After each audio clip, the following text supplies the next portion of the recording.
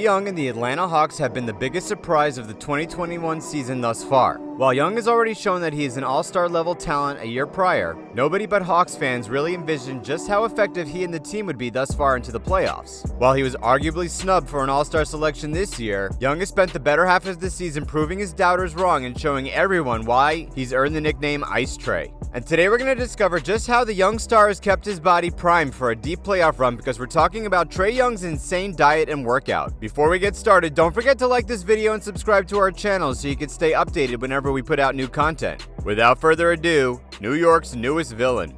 Trae Young's breakout season at Oklahoma showed just how skilled of a player he really is. With a propensity to shoot the long ball and always a threat to set up a teammate for a lob or corner three, Young's game seems to exemplify the current style of the NBA and likely the style going forward. But a major issue for many scouts regarding Young was his smaller than most 6'1" height and his slender stature. While he's excellent at creating space and resorting to the floater in the paint instead of meeting the interior defender head on, there is no way to shy away from the physicality on the defensive end of the court. So after a disappointing loss in the first round of the NCAA tournament, Young knew it was time to work on his body, texting his trainer, "I'm ready to get to work." So along with pushing harder during his workouts, Young revamped his diet to meet the needs of his predicament. In just 8 weeks, he put on 15 pounds of muscle and cut his already low body fat percentage from 5 to 2. But before this intense pre-draft training, Young wasn't taking care of his body like he should have. Like so many other college students, Young gave in to the easy options, telling GQ magazine that he was eating pizza and chicken strips all too often. Trae told GQ that Raising Cane's was his favorite place to order from, and that he loved it so much that he was eating it after every game and sometimes twice a day. When asked what would happen if he was drafted to a city without his favorite restaurant, he responded, "We'll have to build a Cane's." Fortunately for him, he was only 19 and his metabolism allowed him to get away with it for the time being. But once the NBA was firmly in sight, those chicken strips and pizza had to go right out the window. So Trae had the more difficult task of both eating healthy and gaining weight at the same time. In order to accomplish this, Young started downing protein shakes all day. During this weight gain period, Trae told GQ that he started off his day light, eating a banana or an orange along with his first protein shake of the day. Then after his first workout, it was yet another protein shake along with breakfast. Then for lunch, he would eat something like Chipotle along with his third shake of the day. After lunch and some rest, it was off to yet another workout and then, you guessed it, another protein shake. Trae even wrapped up his day with another shake right before bed.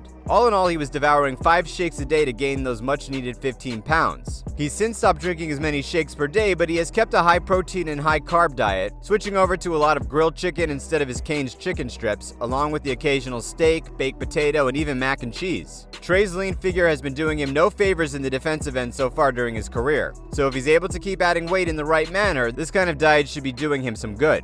But that's enough about his diet. Let's talk about the non-stop grind he's been on since his high school days. Trae lucked out in a way, as his father Ray played for Texas Tech in the late 90s and was actually quite the baller, averaging 14 points per game and even dropping 41 points on Kansas one game. And like his son, Ray was undersized. At 5'11", his skill allowed him to excel in collegiate hoops, but his dreams of making the NBA were somewhat unrealistic. So when Ray saw the natural talent Trae had at a young age, he knew they had to start training immediately. And when they knew Trae wasn't going to be a towering guy, Ray zeroed in on point guard type drills. They consistently put on shooting drills at the local YMCA, but they also put just as big focus on ball handling and playmaking drills. The days were long. Trae and his dad would get up at 6 a.m. to head to the YMCA in order to start his drills, and they would return later that night after his high school practice. Along with the on-court workouts, Trae obsessively studied film, specifically of highly skilled point guards like Chris Paul and Tony Parker. To further mirror those players, along with others like Trae's favorite, Steve Nash, they worked on quickness and agility. Each of those players, and Trae now too, were and are so shifty with the ball in their hands, especially working off screens.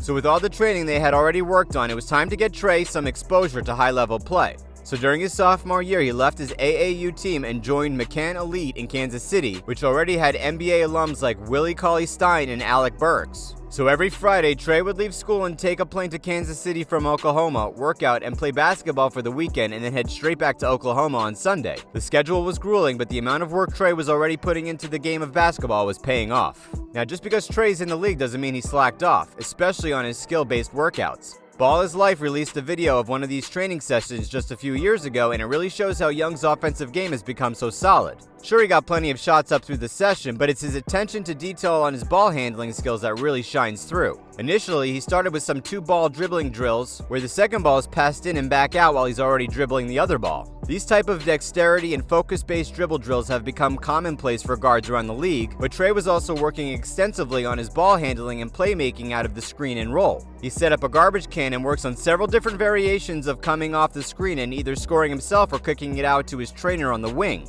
This dedication to coming off the pick and roll has fueled Trae's main offensive initiator. As we've seen this year, once he's able to get the defender on his back, there are so many different options for him considering how many weapons the Hawks have, but it's all about the initial move off the screen and roll. Now, after he works on all these variations, Trae spends the rest of his time focusing on isolation scoring and then finishes it off with spot-up shooting. But like we mentioned earlier, Trae's also worked extensively on his physicality, gaining 15 pounds of muscle in his first year. And he's felt the difference too, telling GQ, "I could definitely see the improvements I've made. I'm very pleased with it. In meeting with teams, they could see the changes, not only in my body and the way I look, but in the way I played and worked out. I'm lucky to have a strength coach like Travell. He helped me with exactly what I wanted to focus on."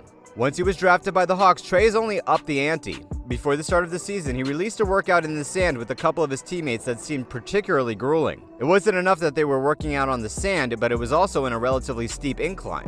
Trae and a few of his teammates were doing high knees, sprints and shuffles through the incline beach, often with a medicine ball thrown in. It is really a test of stamina, and now that the Hawks are a legitimate playoff threat, Trae is going to need to build all the stamina he can get. That's it for today. How far do you think the Hawks will make it this year? Let us know in the comments below.